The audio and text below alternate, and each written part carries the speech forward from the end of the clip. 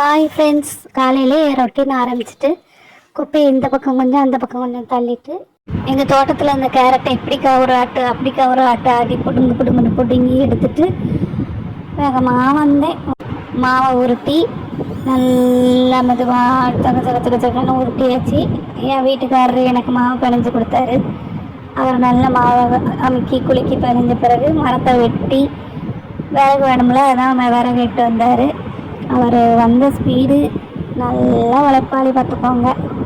ஓட்டப்பந்தய வீரர் தோற்று போவார். பயபில் எப்படி ஓடி வராரு. அப்புறம் என்ன வேலை இருக்குதுன்னு பார்த்தா, இந்த சிடபிள்யூசி சச்சினுடைய ஃபேவரட் இறைச்சியெல்லாம் இப்படி நறுக்குன்னு வெட்டி அவர் அடுப்பை பற்ற வைக்க, நான் இறைச்சியை வெட்ட வேலை சூடு பிடிச்சிட்டு போங்க.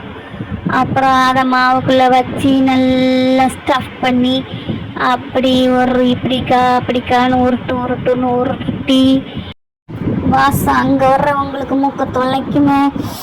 அப்பா என்ன மனம், நான் செஞ்சதா இதுன்னு ஆச்சரியமாக போச்சுக்கோங்க. நானும் என் வீட்டுக்காரரும் மொசா ஏதோ ஒரு பேரில் ஒன்று சுட்டு தின்னு முடிச்சாச்சு. இன்னைக்கு இப்படித்தான் போச்சு எங்கே போகிறது. நாளைக்கு பாப்பா வரட்டா.